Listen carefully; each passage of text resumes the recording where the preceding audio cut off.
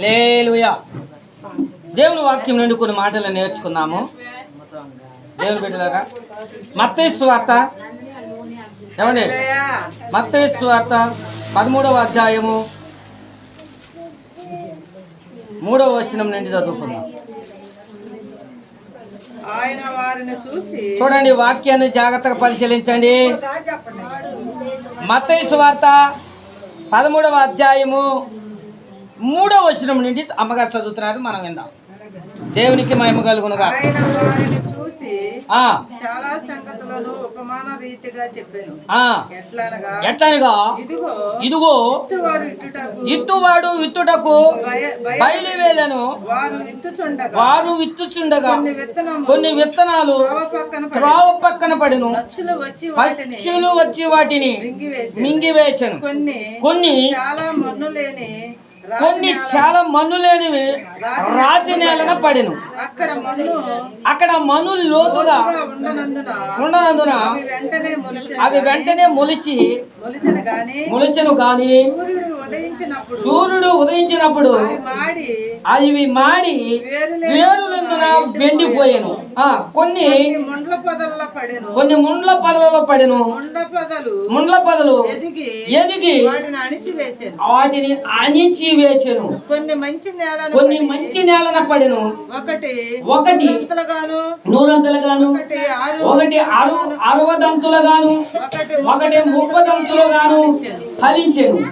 చెవులు గలవాడు వినును గాక అని చెప్పాడు. దేవునికి మహిమ కలుగునుగా. చాలా సార్లు దేవుని బిడ్డలారా, నాయక చూడాలి, కూచేపు కొన్ని నిమిషాలే అద్భుతమైనటువంటి దేవుని యొక్క ఉపదేశాన్ని ఎన్నోసార్లు మీరు దేవుని దాసుల నుండి టీవీల ద్వారా, రేడియోల ద్వారా, సువార్త కోటాల ద్వారా ఆయా ప్రాంతాలకి వెళ్ళి దేవుని యొక్క మాటలు విని ఉండవచ్చు. ఈ మధ్యాహ్న ఈ కాల సమయంలో దేవుడు ఒక ప్రత్యేకమైనటువంటి రీతిగా కోణంలో మీతో ఉద్దేశించుతున్నాడు. ఏంటి ఇత్తనం? ఏంటి ఇత్తువాడేంటి? ఇత్తనము అనగా దేవునికి స్తోత్రం. అమ్మా, వాక్యము ఎంతటి బలమైనదంటే చాలా బలమైనది. దీనిని మించిన బలమైనది లేదు. అంతటి బలమైనటువంటి ఇత్తనము హృదయ అంతరంగంలో పడాలి అని అంటే దీనిని ఏ రకంగా ఉంచుకుంటే ఆ యొక్క విత్తనం అనేది పడుతుందో మనల్ని గురించి ప్రాముఖ్యంగా పరిశుద్ధాత్ముడు నన్ను గురించే హెచ్చరిస్తున్నాడు. ఇది చూడండి అమ్మా, నేను బలమైనటువంటి ఓ శక్తివంతమైనటువంటి వాక్యాన్ని, ఆ బలాన్ని నీ హృదయంతరంగంలో నాటాలేనని నేను ఆశపడుతున్నాను అంటున్నాడు. కానీ నీవు ఆ విత్తనానికి, ఆ వాక్యాన్ని నీ హృదయంతరంగంలోని ఆహ్వానించడానికి నీ హృదయము ఈ మధ్యాహ్న కాల సమయంలో చదివిందో అది నీకు తెలియాలి. ఆయన నన్ను గురించి ప్రత్యేకంగా ఏదో ఉపమానం అని కానీ ఉపమాన రీతి కాదు, డైరెక్ట్గా నీతో మాట్లాడుతున్నాడు, నాతో మాట్లాడుతున్నాడు, అందరితో మాట్లాడుతున్నాడు. ఏమిటి? ఇత్తువాడు ఎవరయ్యా? ఇత్తనం ఎవరయ్యా? తండ్రి అయిన దేవుడు, కుమారుడైన క్రీస్తు, పరిశుద్ధాత్ముడు, త్రియేకుడు ఒకడే. ఆయనే ఇత్తనం. వాక్యమే శరీరధారి అయి లోకానికి కృపాసత్య సంపూర్ణుడని యేసుగా మన పక్షాన, మన రక్షణ కొరకు ఆయన ఉద్భవించి ఉన్నాడు. దేవుని బిడ్డలారా, ఆయన అందరు హృదయాలను పరిశీలిస్తున్నాడు. ఇక్కడ తీరు 4 రకాలైనటువంటి హృదయాలు కలిగిన వాళ్ళు ఉన్నారు, మనుషులు కలిగిన వాళ్ళు ఉన్నారు. వాళ్ళ ఆలోచనలు, తలంపులు ఎలా తెచ్చినాయి అంటే, అమ్మా, మన అనుకున్నట్టుగా, పదులు చేయబడినట్లుగా ఇత్తనానికి అనువుగా మొలిచి ఫలించి అభివృద్ధి నొందేటువంటి విధంగా ఆ యొక్క దేహాలు లేవని దేవుని వాక్యం చదివేస్తాను.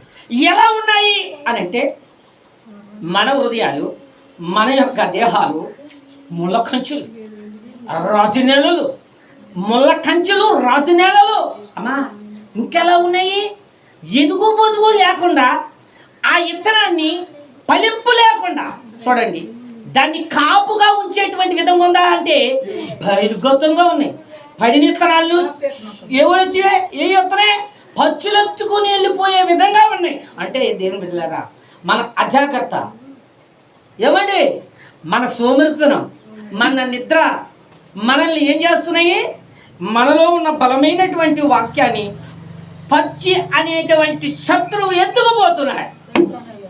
మనకు ఆ బలము ఇవ్వటలేదు, ఆ బలము మనం పొందలేకపోతున్నాం, ఆ బలాన్ని మనము ఇముడ్చుకోలేకపోతున్నాం. ఎందుకనంటే ఈ పచ్చెత్తుకుని వెళ్ళిపోయేంత విధంగా నిర్లక్ష్య వైఖరిలో ఉన్నామన్నమాట. మన దేహాలు, మన హృదయాలు అలా ఉన్నాయని తెలియజేస్తుంది. దేవునికి స్తోత్రం. ఇద్దువాడు వచ్చాడు, దేవునికి మహిమ.